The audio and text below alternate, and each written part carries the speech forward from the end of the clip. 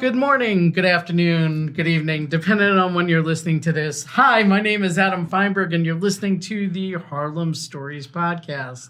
And I'm Mark Becker. Awesome. Thank you for joining us again today, Mark. Great to have you as a co-host on the Harlem Stories podcast. Happy to be here. We got some great stories, and being that we're going to release this episode in the later part of October, perfect timing to discuss the Haunted Mansion. Ooh. This is the Founding Father edition, and it's the Morris-Jumel Mansion. Although I could have just as easily almost entitled this one as reality TV Founding Father edition, almost in that sense. Didn't want to go down that path, but you'll see there's plenty of drama in today's episode. We talk about a whole bunch of the founding fathers, and I guess a little bit of dirty laundry there as well. So fun topic, and certainly one of those that we can tie into multiple events from prior episodes. We've talked about the Audubon Circle Historic District and the cemetery contained on the edge of that. We talked about the Battle of Harlem Heights, and we kind of tie a little bit into that. So much of the history that we talked to, and other episodes as well, regarding some of the other founding fathers, Alexander Hamilton, which, his home, the Grange, located uptown. So, a lot to discuss today. This is a little bit of a meatier episode, a lot of content to discuss, but I really think the listeners are really going to love today, what we've got for them today. I know I'm looking forward to it. So, one thing I just want to, get out of the way, a little bit of housekeeping. Harlem Stories has moved to a bi-weekly format. And that's because we want to make sure that these episodes, they do take quite a bit of time to create. And obviously time as an agent is often our enemy. So, we want to try and keep things, the quality high, but not necessarily, eat up so much of our time that we can't do our jobs. So that's the first bit of housekeeping. Next thing, just want to let, all of our listeners know that, that we have, a lot of episodes archived. You can go to the Harlem Stories website. You can go to Apple Podcasts or Spotify and, listen to them there. Great. Awesome. So today, what we're going to talk about is the Morris-Jumel Mansion. And, we are, going to, I want to, make sure that all of our listeners know that as important as, all the things that we discuss, we're not historians. We're not going to know every little juicy detail or all the facts, but, we do want to entice you to learn more and visit these neighborhoods. So while we're not historians, we do have a keen interest on history. And, so much of what we see and connect the dots over here, that's something that we had just discussed. So without further ado, we're going to talk about first the Morris family. Awesome. And the Morris family, it was actually Colonel Roger Morris and his wife, Mary, and I believe that's the Mary Phillips Morris. I'm not quite sure. Is it? It's spelled Philipse,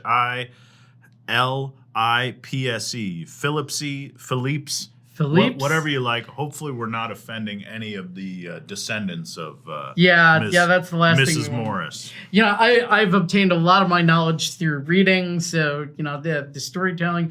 Maybe I would have actually heard the correct pronunciation, but the Philipse, the Phillips, I'm not quite sure.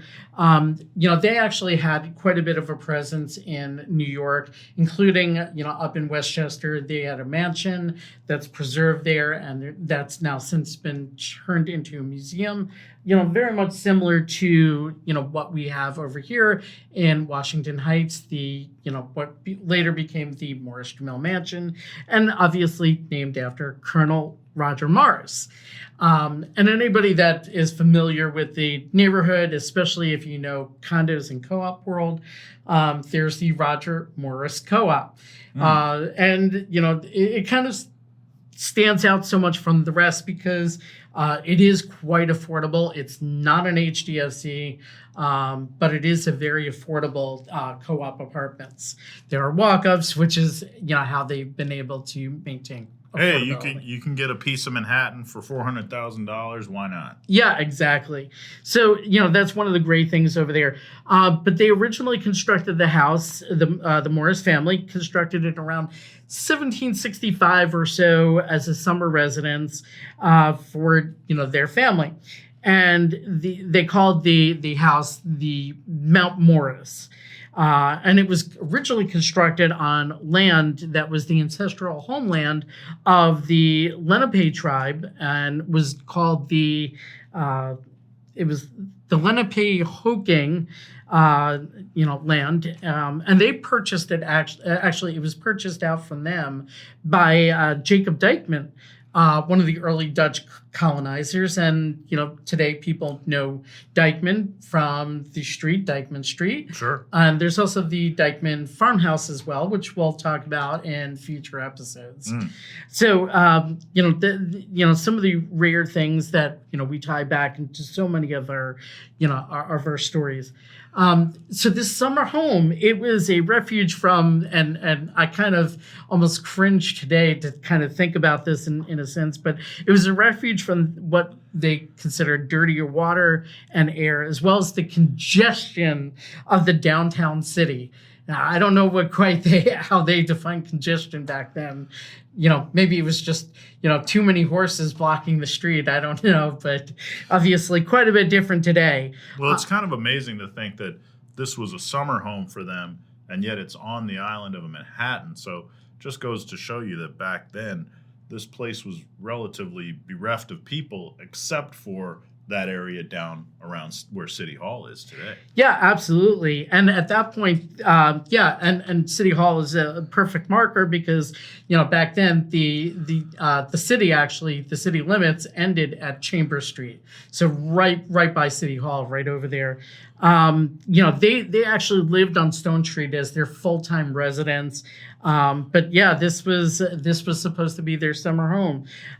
It was inspired by contemporary British residents of the time, and possibly inspired by the architectural designs of Morris's father and uncle, who are both architects.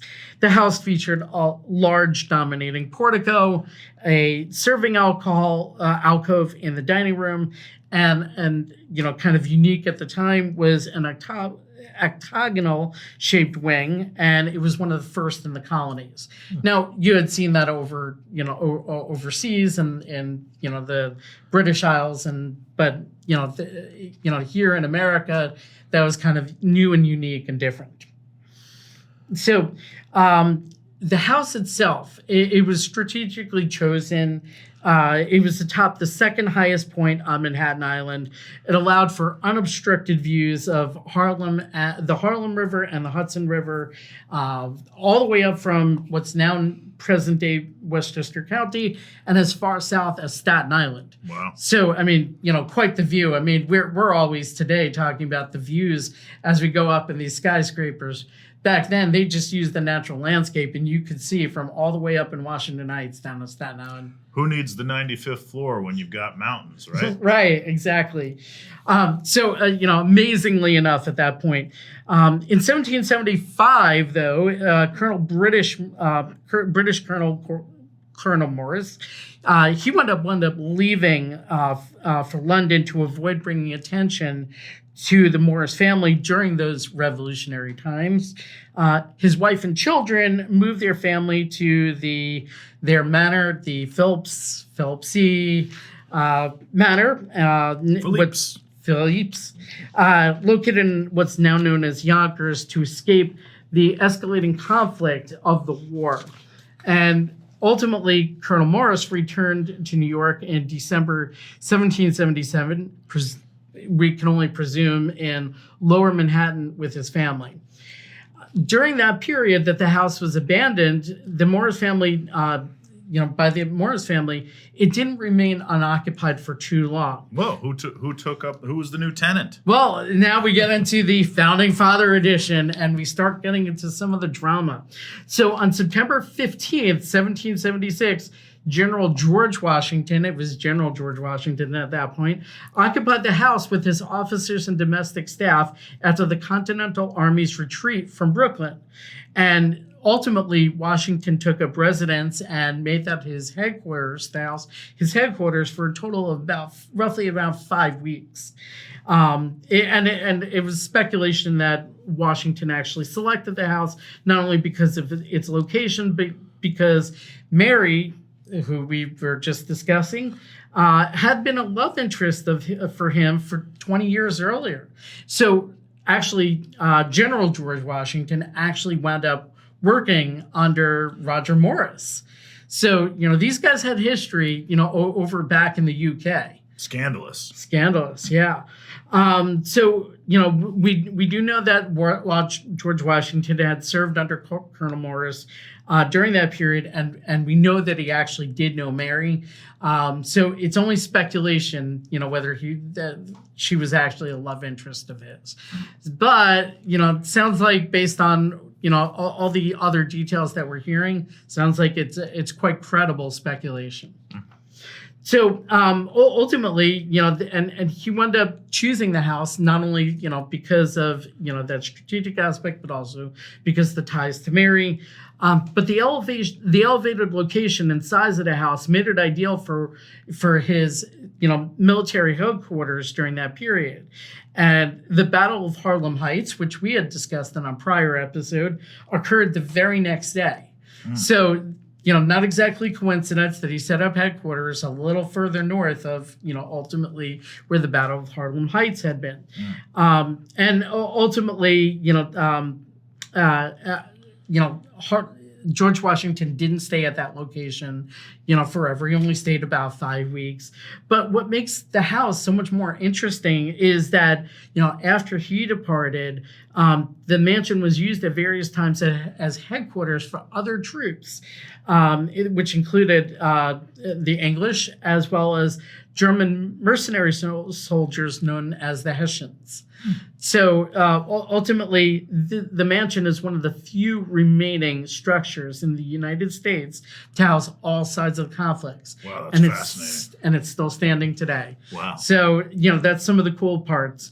Now, again, we start getting into the drama again. So obviously, the Morris family, obviously with ties to the British and obviously Roger being, a colonel in the British military, it was kind of scandalous to own that property. So at the end of the war, Mary Morris was only one of 3 women accused of treason in the state of New York, and the property was confiscated as a result. Now, get this, of legislation written by Mary's cousin.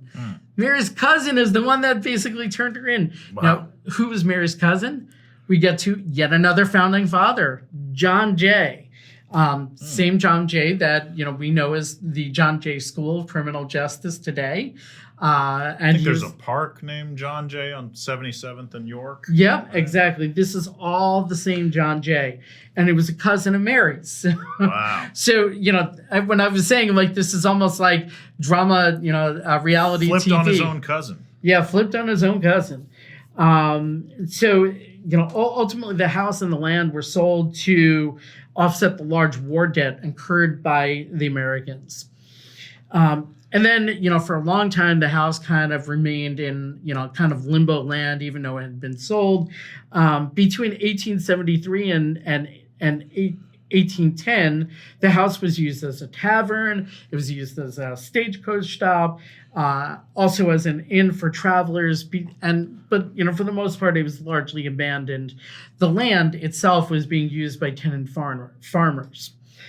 However, Now we go back to, our founding father, components again. In July in 1790, now president, no longer general, President George Washington visited the house with some members of his future cabinet. Now keep in mind that George Washington became the first president of the United States in 1789. So it wasn't much long after that he was looking at some of the members of his future cabinet, about a year later. And he took the future members of his cabinet, their wives and families, for a formal meal, all back at the Morris Mansion, or what was then the former Morris Mansion.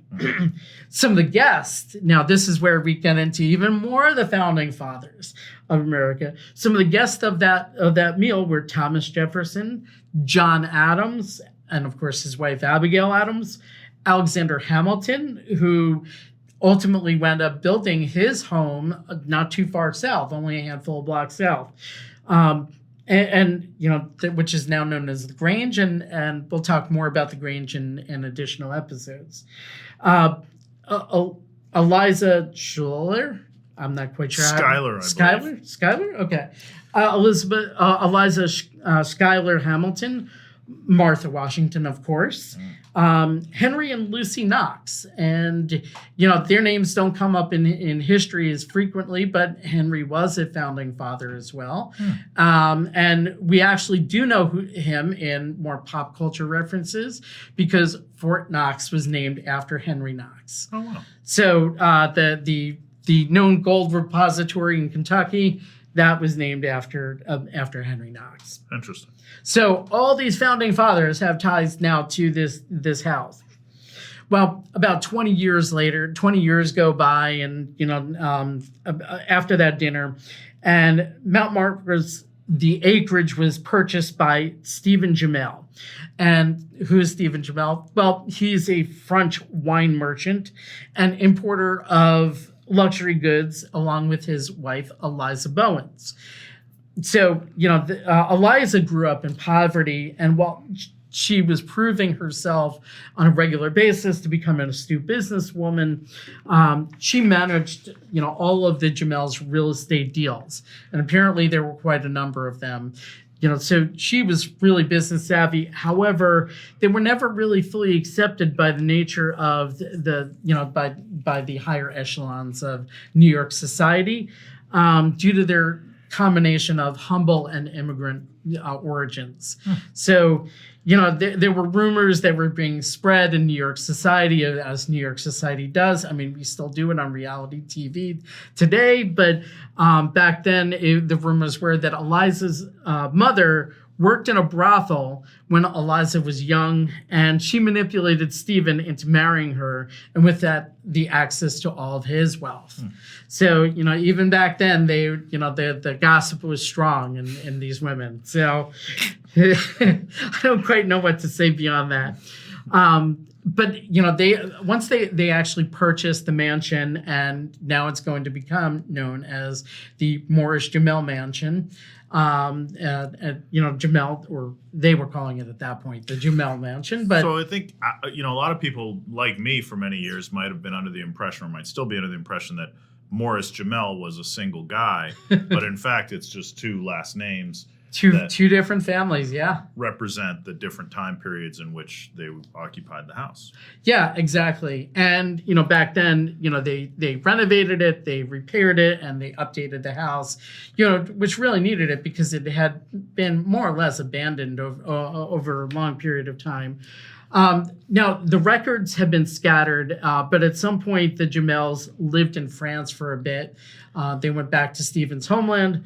But there's indications that they were socially connected in France, maybe not here in New York, but in France they were pretty well socially connected, which included the Napoleonic Circle. So, again, we go back to all these big key players in history. And it's rumored that, that Stephen and Eliza offered Napoleon Bonaparte safe passage to New York after the Battle of Waterloo. Now, obviously, we know that, that never came to fruition, but, that has been the rumor. And the way that we know that, the rumor can at least be partially backed up, at least to the extent that we know that they knew them, is that, several of Napoleon's possessions, they actually acquired some of his furniture pieces, and they're actually exhibited in the museum today. The mansion itself is a museum. So you can actually see some of Napoleon's pieces, so we know at least part of that is true and fact. How much of it we're not, we don't know. So, we fast forward again, and unfortunately, Stephen had passed, Stephen Jumel. And, Eliza, again, controversial figure, just a year later winds up getting remarried. Now we go back to our drama and, all of the rumor and gossiping aspects over here. But who did she wind up remarrying? No other than the former vice president, Aaron Burr. Wow. So again, I'm like, Alexander Hamilton, who, Burr and Hamilton wound up dueling famously in New Jersey. His home wasn't too far away either. And these two did not get along for a lot of reasons. But here's where it got even crazier still. So the marriage didn't ultimately last too long because, it was basically Eliza, being very shrewd with money and being a smart business person. She saw that Aaron Burr was actually just, throwing her money away. Didn't take long for her to lose patience with him. And it was only about 4 months later that, that she decides to file for divorce. She's sick of him sitting on the couch playing video games, huh? Yeah, exactly. Or whatever they did equivalent back then. Throwing rocks. So, no, here's where it starts getting even juicier now. So Eliza, she winds up going and, with filing for the divorce. Who does she wind up hiring for her divorce attorney? Can't wait. Can't wait? Well, it was Alexander Hamilton Jr. Wow. So Alexander Hamilton's son? Yes. Wow. It was Alexander Hamilton's son. So, how's that for like sticking your eye, man? that was pretty painful. So Burr, actually, in going through all this, he went into kind of a downward spiral. It was a combination of loss of his wealth and prestige, and then a divorce on top of it. Ultimately, he passed away the day his divorce was set to be finalized in 1836. Sounds like a rough last few months of his life. Probably hitting the bottle pretty hard. So, Eliza, ready to kind of move on with her life. She never remarried, though. So she didn't really decide that she wanted to be a part of New York society. Mount Morris became her primary residence, and she summered in Saratoga, New York, which way back in the day, that was like the equivalent of like the Hamptons are for us today. Beautiful part of the country. Yeah. So, the drama doesn't end just because, we eliminated the founding fathers from this whole equation. So while in Saratoga, Eliza hired free African-American Ann Northrup to be her cook in New York City. Now, what's crazy still, Ann's husband, Solomon, he wound up getting abducted and sold into slavery. And crazy enough, Anne and Solomon's story is now immortalized in the book and movie 12 Years a Slave. Wow. So all this ties back to Eliza Jumel and the family. Now, in 1865, Eliza ultimately wound up passing. She left the estate to her niece, ignoring her nephew, and it led to a 17-year legal battle.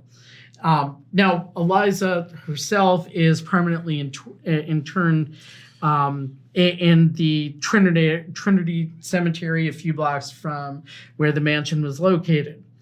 Now, this is where we start getting to the spooky stuff over here. So if it wasn't crazy enough that we had all this drama and all the founding fathers tied to this house, now it's reported and rumored that Eliza ghost haunts the house. And, well, there's other potential ghosts that have been rumored to haunt the house as well.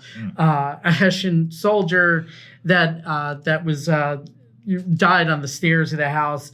And also there was a maid that went up jumping out of a window, so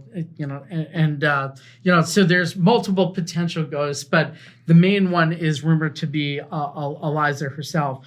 Voices and heavy footsteps have been heard, and only a sole staff member in the house. So obviously, that kind of brings up the whole ghost and haunting aspects. Staff had also been reported doors opening and lights being turned on and off.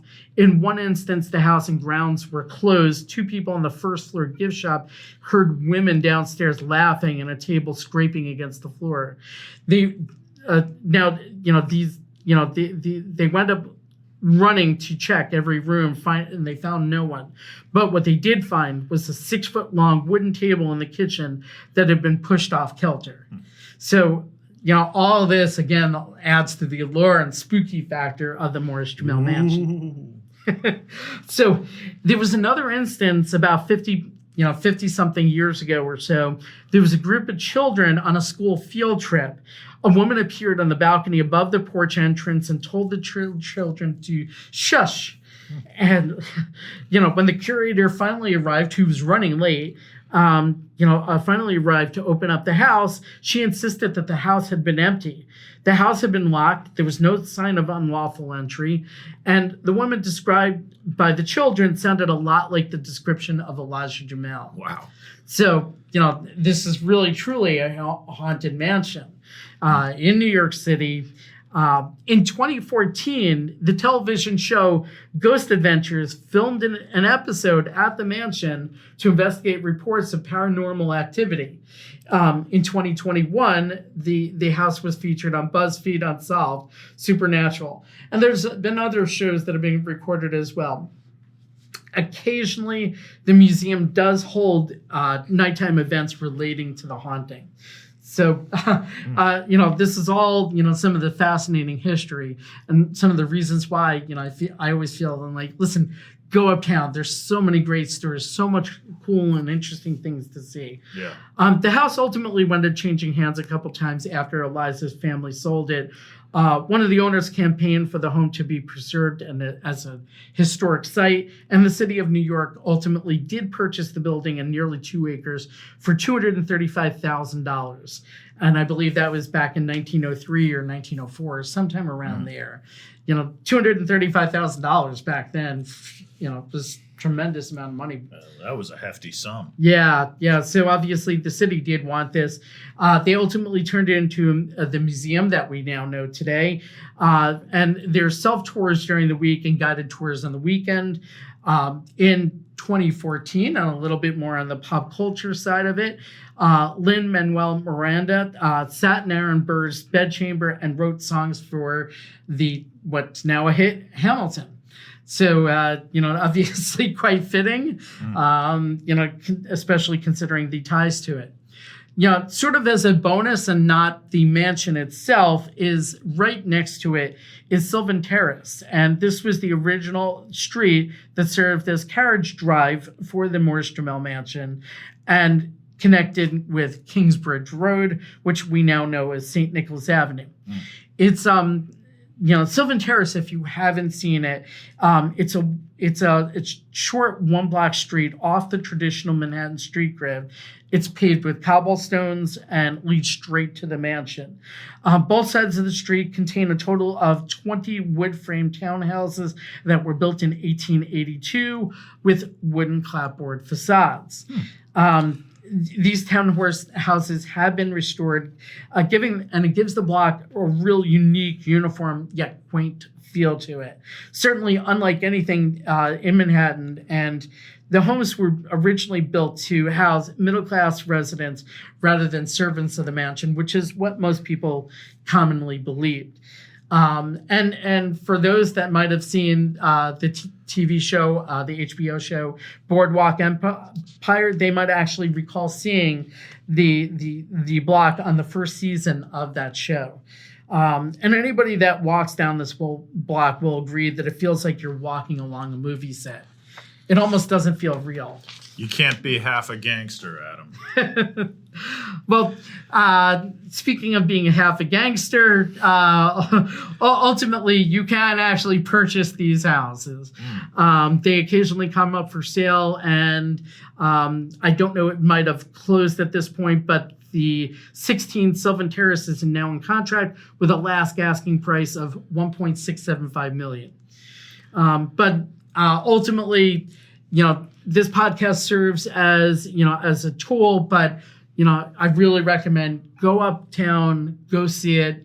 It's definitely worth it. And there's a whole bunch of other sites that we discuss in additional episodes, surrounding it in terms of the cemetery and Audubon Terrace. And, obviously there's the mansion in Sylvan Terrace, but there's also like sites like Triple Nickel that we'll talk more about as well. There's a bunch of hidden gems up there, and I appreciate you pointing that out, Adam, and I'm excited just to start Googling after we get done here. Awesome. Well, thanks a lot for listening, and we hope that you find these educational, informative, and fun. Thanks, have a great day, and we'll see you on the next episode. Take care, all.